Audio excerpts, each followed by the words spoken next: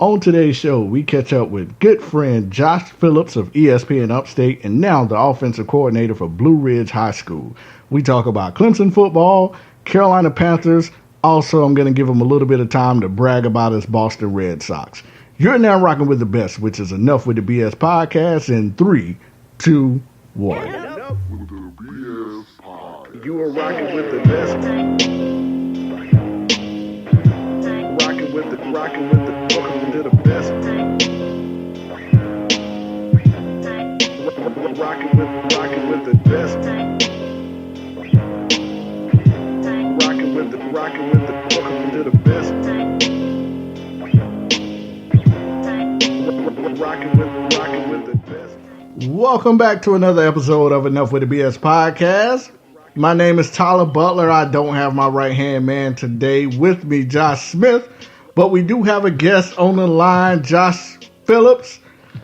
This podcast is brought to you by Philip Price of State Farm. Be sure to check him out down there in Easley. But Coach has a lot of experience in high school and on the college level. Also sent a couple of kids to the pro level. You may remember him from ESPN Upstate, Straight Up with Sturge, and also the Huddle that you can hear between 1 to 4, and Sturge is from 4 to 7, I believe. But Coach, thank you so much for joining me back on the podcast. How you doing, my man? I'm doing well. I just got Madden 19, and I had to fire Jerry Jones and win a couple of Super Bowls as the owner of the Cowboys. That's the best thing to do, man. On franchise mode, I always fire Jerry. That's the first thing I do. Yeah, I had to get rid of that bum, and of course I had to make some staff changes, starting with Jason Garrett, and we cleaned the house. I traded Zeke Elliott, Dak Prescott. I fired the kicker, the punter, the security man, and the custodians, and we started over from scratch. You know what? It's funny. I put a post out the other day. Somebody asked me about the Dallas Cowboys, and I just basically told them I want a clean house. I want the pastor gone. The pastor's over the team. I need a water boy fired. Jason Garrett. We're going to get into Dallas, though. We're definitely going to get into him. But this was actually your first year getting back into coaching in the high school level since being on the radio on ESPN Upstate. How was your first back? I couldn't have asked for a better football team, for a better group of kids. We struggled. It was our first year.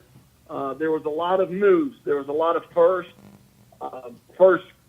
defensive scheme, first offensive scheme, first accountability. This school has been downtrodden for the past 4.5 years, only winning 12 ball games in the last 4.5 years. And so what we looked for, we really didn't emphasize the scoreboard a lot. What we emphasized was getting better each day, coming to work each day, competing each day, maximizing our potential each day.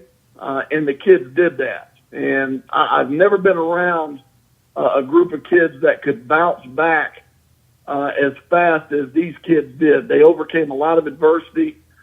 They showed a lot of courage. They came with an outstanding work ethic every single day. Their spirit, their attitude was just phenomenal, and their work ethic was second to none. And they didn't back down from anybody. We played 5 ranked teams in the top 15, and every week they came expecting to win. And they played with that same sense of urgency. And we took some lumps, but we also gave some as well. And we feel like we've really laid a great foundation with what we're trying to get done. We've got a great group of underclassmen that are excited about the spring and excited about the direction that we're headed. There is a little bit of news. I've been moved I was the offensive coordinator and wide receivers. I'm still going to be the offensive coordinator, but I'm sliding over and will now coach the quarterbacks, which I'm super excited about. Okay, all right. Quarterback coach Josh Phillips. I need to definitely see if I can get out to Blue Ridge next year. since my company, Sports and Culture, that's what we primarily focus on is the high school and colleges around the upstate. But speaking of one of the schools in the upstate, the Clemson Tigers. Right now, they're looking good at 8-0, looking to become the the second team in NCAA history to win 4 straight conference championships. The other team being the Florida Gators, of course. They're led by Trevor Lawrence, who has thrown for 1,490 yards, 16 touchdowns, and 2 picks. Now, Coach, I remember being on the air with you, and you was really high on this kid. One of the few that was actually high on him other than myself. Now, what did you see in this kid early on that nobody else was seeing? Well, when you look at Trevor Lawrence, you look at just what the physical attributes that the young man brings. You're talking about 6'6", 215 pounds, can throw the ball 70 yards in the air. He can make every throw that needs to be made in a college football game. And when you look at him, he is physically developed beyond being 18 years old. I mean, this kid is a put-together, slapped-up young man. Yes, he is. That you can tell has spent a lot of time in the weight room. So the physical intangibles were all there.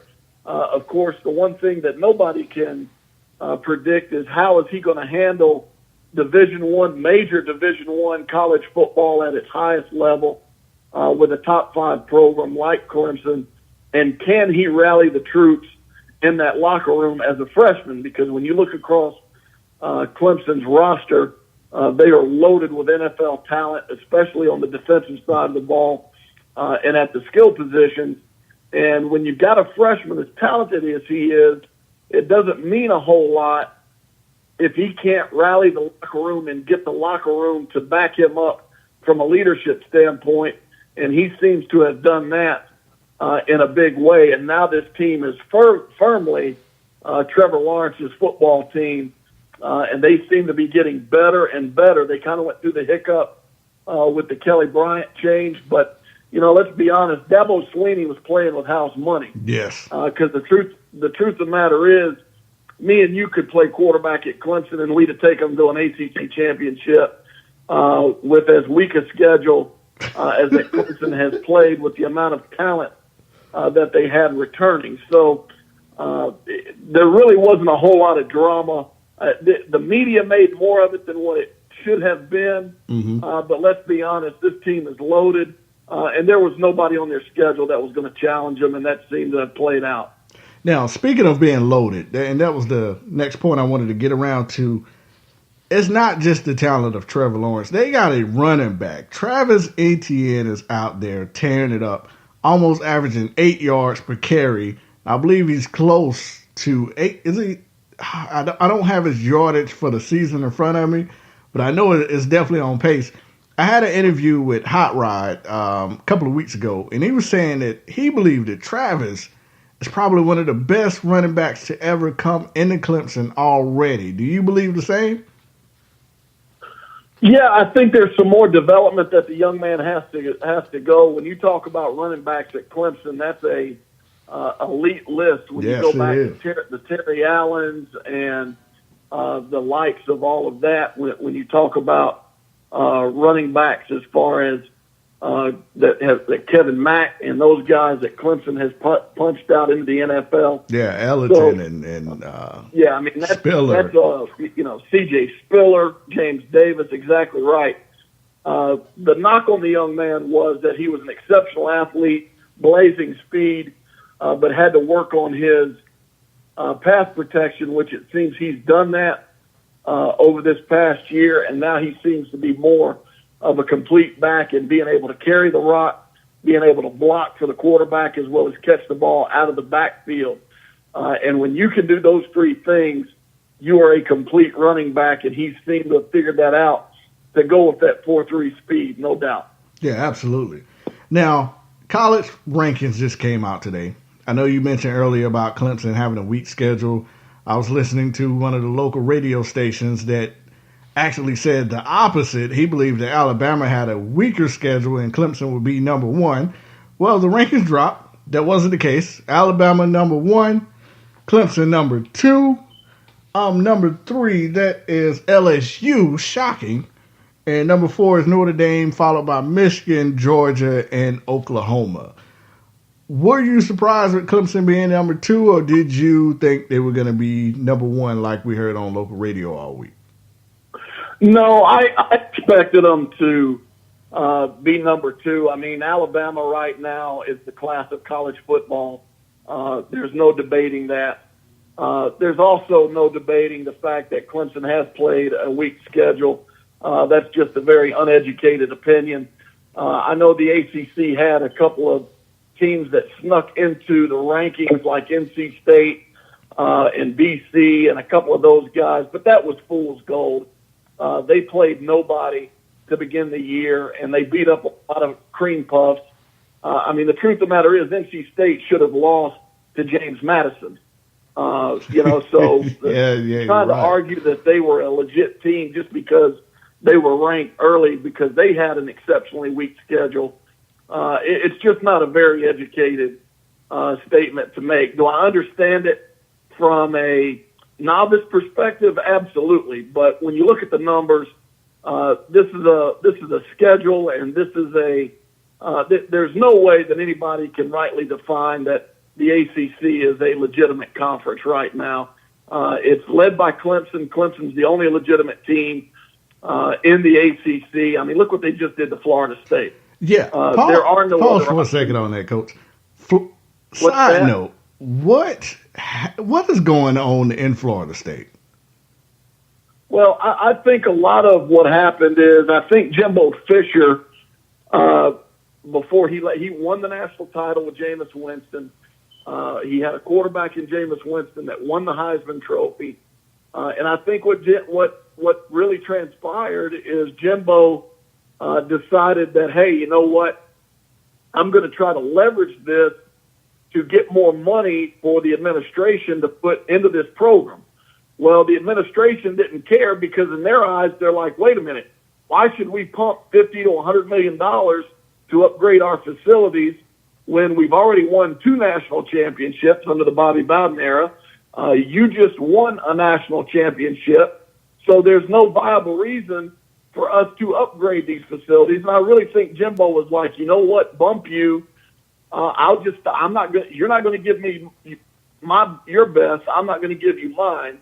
And I think Jimbo honestly stopped recruiting. I think he started trying to get himself in a position to get a better job, which he parlayed that into Texas A&M, and he got out right when the getting was good. But he really left the program in really rough shape.